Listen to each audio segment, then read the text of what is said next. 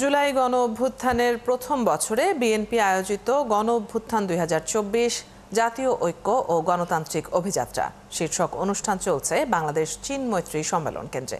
এতে ভার্চুয়ালি অংশ নিয়ে ভাষণ দেবেন বিএনপি চেয়ারপারসন বেগম খালেদা জিয়া। একই সঙ্গে লন্ডন থেকে ভার্চুয়ালি যোগ দেবেন বিএনপির ভারপ্রাপ্ত চেয়ারম্যান তারেক রহমানও। এই মুহূর্তেও সেই অনুষ্ঠানে নেতাকর্মীরা কথা বলছেন। আমরা সরাসরি চলে যাচ্ছি সেখানে। তারেক রহমান আমাকে 5 বার কাবা শরীফে পাঠিয়েছে।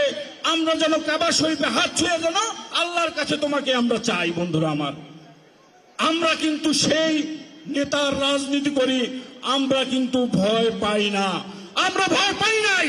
আমরা এই দেশ স্বাধীন হয়েছে, নতুন করে স্বাধীন হয়েছে, কিন্তু সর্বোচ্চ ত্যাগ কিন্তু শহীদ প্রেসিডেন্ট জিয়াউর রহমানের পরিবারের। বন্ধুরা আমার, তাদের ত্যাগের দিকে তাকিয়ে আমাদের ছোটখাটো কষ্ট আমরা ভুলে যাই।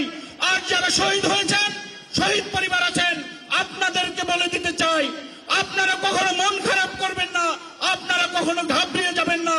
আপনারা মনে রাখবেন, যদি তারেক রহমান বেঁচে থাকে, তারেক রহমান ভালো থাকে, তাহলে এই দেশ ভালো থাকবে, আপনারাও ভালো থাকবেন। বন্ধুরা আমার, আমরা মনে করি আগামী দিনে আল্লাহ যদি বিএনপিকে ক্ষমতায় আনে, এদেশের মানুষ যদি বিএনপিকে ভোট দেয়, তাহলে এই দল এবং এই দলের চেয়ারম্যান জনাব তারেক রহমান আপনাদের পাশে থাকবে, এই প্রতিশ্রুতি দিচ্ছি আমরা। বন্ধুরা আমার।